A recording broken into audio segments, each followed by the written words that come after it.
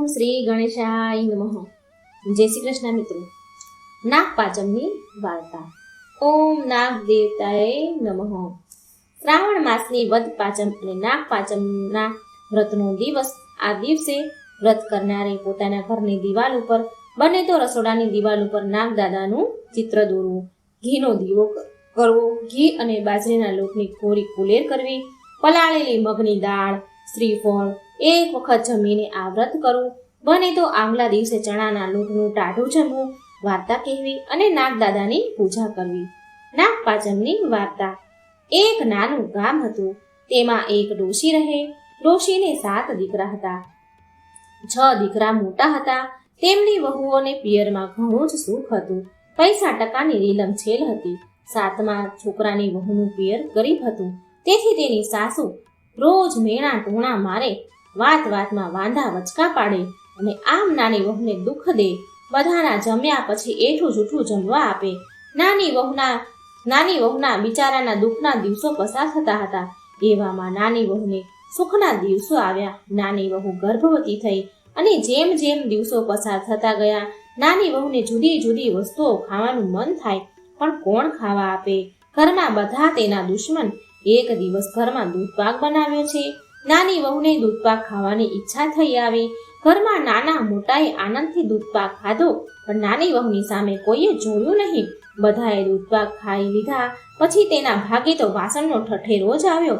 સાસુ કહે છે, ઢીબા માંજી નાખ અને તપેલીમાં બળેલા પોપડા છે તે ખાઈ લે. જે નાની વહુએ બિચારીએ દૂધપાકના બળેલા પોપડા ઉખાડીને એક વાટકામાં ભેગા કર્યા અને પછી વાસણ ધોવા માટે પાણી ભરવા ગઈ. પોપડાનો વાટકો એક રાફડા પાસે મૂકીને પાણીનું બેડું ભરવા આગળ ગઈ. મનમાં એક વિચાર કર્યો કે કામકાજમાંથી પરવારી જ્યાં વાટકો મૂક્યો હતો ત્યાં આવી તો વાટકો ખાલી.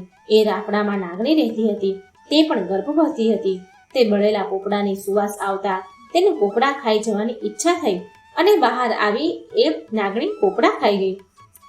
નાની વહુએ વાટકો ખાલી જોતા માથું ફૂટ્યું અને બોલી, ઘરની બળેલી વનમાં આવી તો વનમાં પણ આગ લાગી. બળ્યું મારું નસીબ જ, ફૂટેલું છે, કોને દોષ દઉં? હશે જેણે ખાધું હોય, ભગવાન તેનું પેટ ઠારજો, એવા આશીર્વાદે બોલી. રાફડામાં રહેલી નાગણી નાની વહુના આશીર્વાદ સાંભળતા ખૂબ ખુશ થઈ. બહાર આવી અને બોલી, બહેન, તારા બળેલા પોપડા હું ખાઈ ગઈ છું, પણ એ તો કહે તારે એવી શું વખા પડી કે અહીંયા લાવીને ખાવું પડે? નાની વહુએ રડતા રડતા બધી નાગણીને દુઃખની વાત કહી. નાની વહુની દુઃખભરી વાત સાંભળી નાગણીને તેના ઉપર દયા આવી અને તેણે કહ્યું, દીકરી, તું રડીશ નહીં. આજથી હું તારી માં, આજથી અમે 2 આવીશું. તું તારે ખોળો ભરવાના દિવસે કંકોત્રી મોકલજે. નાગણીની વાત સાંભળીને નાની વહુને આનંદનો પાર ન રહ્યો. દિવસો પસાર થવા લાગ્યા. પછી તો ખોળો ભરવાનો દિવસ આવ્યો. નાની વહુએ પોતાની સાસુને ઘણા કાલાવાલા કર્યા. કરીને સાસુ પાસે એક કંકોત્રી લખાવી અને તે કંકોત્રી લઈ મનમાં હરખાતી રાફડા ઉપર મૂકી ને જાઉં છું, મારી આબરૂ રાખજે, એમ કહીને નાની વહુ તો પાછી પોતાને ઘેર ગઈ. ખોળો ભરવાનું મુહૂર્ત આવ્યું. ત્યાં તો નાગ અને નાગણી વાજતે ગાજતે વહુ ઘેર આવે છે. આખા ગામમાં વાત ફેલાઈ ગઈ કે નાની વહુના પિયરિયા તો બહુ જ પૈસાવાળા છે, કેટલું બધું લઈને ખોળો ભરવા આવ્યા છે. ખોળો ભરવાની વિધિ પૂરી થઈ પછી તો સાસુને કહીને નાગ અને નાગણી નાની વહુને એમના ઘરે લઈ ગયા. સમય થતાં નાની વહુને દેવના ચક્કર જેવો પુત્રનો જન્મ થયો. દીકરો તો રાતે વધે છે, તેનાથી વધારે દહાડે વધે છે.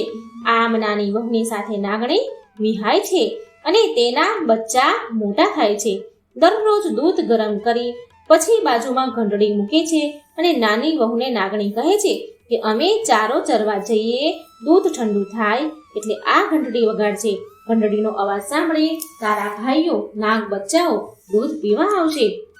આમ દરરોજ નાની વહુ ઘંટડી વગાડે છે અને નાગણીના બચ્ચા દૂધ પીવા આવે છે. એક દિવસ નાગણીઓ ચારો ચરવા ગયા હોય છે. દૂધ હજી ગરમ ગરમ છે. નાની વહુ કાંઈક કામમાં હોય છે અને નાની વહુનો દીકરો ભાખડીએ ચાલતા શીખી ગયો છે. તે ભાખડીએ ચાલતા ચાલતા પેલી ઘંટડી પાસે રમકડું સમજીને જાય છે અને તેના હાથે ઘંટડી વાગે છે. તેથી નાગણીના બચ્ચા વાસણમાં મોઢું નાખે છે અને દાઝી જાય છે અને કોઈનું મોઢું બળે છે, કોઈની જીભ બળે છે, પૂંછડી બળે છે અને નાગણી પાછી આવીને જુએ છે તો પોતાના બચ્ચાઓમાં કોઈ ખાંડિયા થઈ ગયા છે, કોઈ બાંડિયા થઈ ગયા છે. નાગણી નાની વહુને પૂછે છે કે આ કોણે કર્યું? ત્યારે નાની વહુ રડતા રડતા બધી વાત કરે છે. નાગ અને નાગણી નાના બાળકની ભૂલ માફ કરી દે છે, પણ નાગણીના બચ્ચા મનમાં વેર રાખે છે. બહેન તેના સાસરે જાય પછી તેને કરડીને બદલો લઈશું. આમ ને આમ ઘણો સમય પસાર થાય છે. પછી નાની વહુને નાગણીએ જીયાણું કરીને તેના સાસરે વિદાય કરી. જીયાણામાં પુષ્કળ ધન જોઈને નાની વહુના સાસરિયા મોઢામાં આંગળી નાખી ગયા. એવામાં એક દિવસ નાની વહુ પાણી ભરવા ગઈ હોય છે અને નાગણીના બચ્ચા આવે છે અને નાની વહુની સાસુને પૂછે છે કે બહેન ક્યાં ગઈ છે? સાસુ કહે છે પાણી ભરવા ગઈ છે. નાગના બચ્ચા ઘરમાં બેઠા હોય છે અને નાની વહુ પાણી ભરીને આવે છે અને પાણિયારામાં જ તે બચ્ચા સંતાઈને બેઠા છે અને વિચારે છે કે બહેન પાણિયારામાં બેડું મૂકવા આવે એટલે આપણે એને દંશ દઈ જ દઈશું. નાની વહુ પાણિયારામાં બેડું મૂકવા જાય છે ત્યાં જ તેને ઠેસ વાગી છે અને તે તરત જ તેના મોઢામાંથી સરી પડ્યું. ખમ્મા મારા ખાંડિયા બાંડિયા વીરને! આ સાંભળી પેલા નાગના બંને બચ્ચાઓને થાય છે કે બિચારી બહેન આપણા માટે કેટલી દુઃખી છે, હવે આપણાથી તેને કરડાય નહીં. અને તેઓ ત્યાંથી ચૂપચાપ ચાલ્યા જાય છે અને તેઓ વેર ભૂલી જાય છે. સાસરીમાં નાની વહુ માનીતી થઈ ગઈ, જે તેથી જેઠાણીઓને વગર લાકડે બળવા લાગી.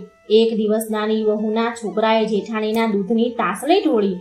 નાગતા જેઠાણીએ છણકો કર્યો, તું તો મોટા ઘરની છો ને, તારી માને કહે વાડે ભેંસો બંધાવે. નાની વહુ રડતી રડતી રાફડા પાસે ગઈ. નાગણને મેણાની વાત કરી તો નાગણી બીજા જ દિવસે 7 વીસુ 140 દૂધની ભેંસ મોકલી. શ્યામાએ રોષ રાખ્યા વગર અડધી ભેંસો જેઠાણીને આપી દીધી. એના હૃદયની વિશાળતા જોઈને જેઠાણીનું હૃદય પલટાઈ ગયું અને નાની વહુ ઘરમાં સૌને માનીતી થઈ ગઈ. હે નાગ દેવતા, હે નાગ માતા, જેવા નાની વહુને ફળ્યા એવા વ્રત કરનાર, કથા વાંચનાર, સાંભળનાર સૌને ફળજો. ઓમ જય નાગ દેવતા.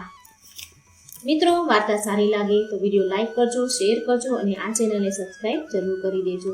જય શ્રી કૃષ્ણ. રાધે રાધે.